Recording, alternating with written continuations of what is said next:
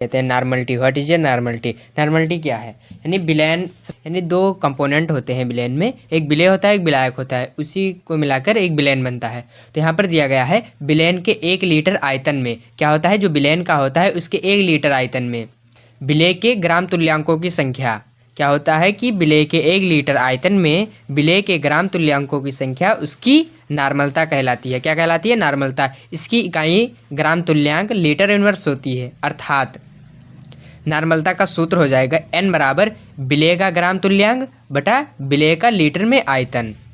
अब यहाँ पर हम समझेंगे विलेय का ग्राम तुल्यांक क्या होता है। तो विलेय का ग्राम तुल्यांक जो होता है पदार्थ का भार, क्या है? पदार्थ का भार बटा पदार्थ का तुल्यांकी भार, ये होता है विलेय का ग्राम तुल्यांक।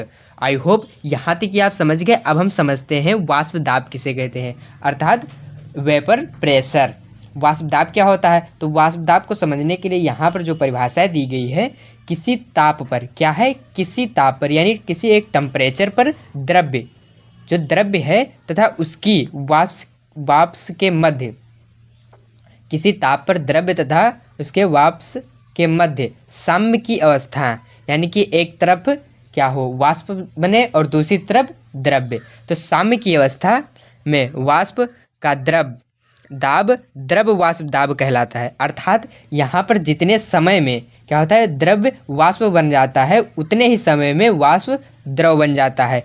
अगर द्रव से वाष्प बनता है तो उसे हम वाष्पन कहेंगे, और वाष्प से द्रव बनता है तो उसे हम द्रवण कहते हैं। ये होता है वाष्प दाब। क्या होता है? वाष्प दाब। आदर्श विलयन हम समझते हैं कि आदर्श विलयन किसे कहते हैं। तो वह विलयन जो राउल्ट के नियम का पालन करते हैं आदर्श विलयन कहलाते हैं। अर्थात जो राउल्ट के नियम का पालन करेंगे वही आदर्श विलयन कहलाते हैं। तो यहाँ पर पहला स्टेप है जब दोनों की संरचना समान हो, अर्थात दोनों का जो संरचना है वो समान होता है, और जब दोनों के अणुओं का आकार समान हो, जो राउल्ट के नियम से आदर्श विलयन बना, यानी आदर्श विलयन जो होता है उनके दोनों की संरचनाएं समान होती हैं और दोनों के अणुओं का आकार भी समान होता है। जब दोनों का अंतराणु आकर्षण बल समान होता है, जिसे जब दोनों का अंतराणु बल समान हो तो क्या कहलाता है? आदर्श विलयन कहलाता है। अब हम दूसरा समझेंगे अनादर्श विलयन किसे कहते हैं। तो उसी प्रकार इसका अपोजिट हो जाएगा अनादर्श विलयन।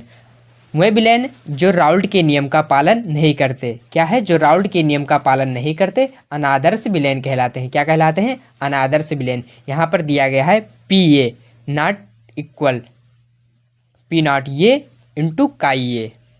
क्या है? काई ए हमारे यहाँ पर है मोल भिन्न। क्या है?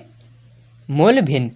और दूसरा जो कंपोनेंट है PB not equal P not be into काई बी।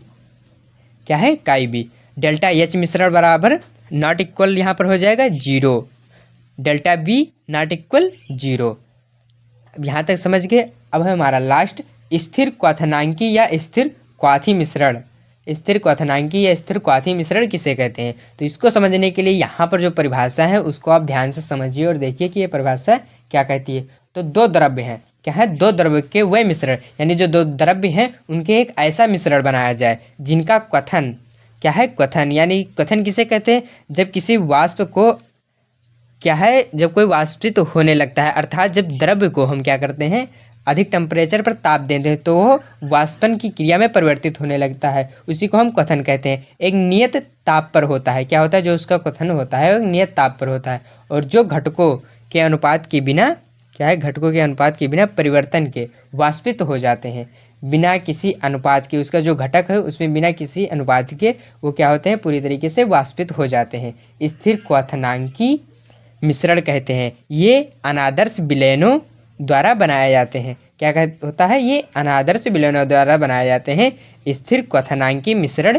कहलाते हैं। क्या कहलाते हैं? स्थिर क्वथनांकी मिश्रण या स्थिर क्वाथी मिश्रण कहलाते हैं। तो आई होप इस वीडियो के माध्यम से आप आसानी से फर्स्ट चैप्टर केमिस्ट्री का समझ गए, जिसमें से कुछ मुख्य टॉपिक यहाँ पर दिए गए थे जो यूपी बोर्ड से रिलेटेड थे। तो आई होप ये आसानी से समझ गए तो वीडियो को लाइक कर पेज को फॉलो कर दिए। मिलते हैं नेक्स्ट वीडियो।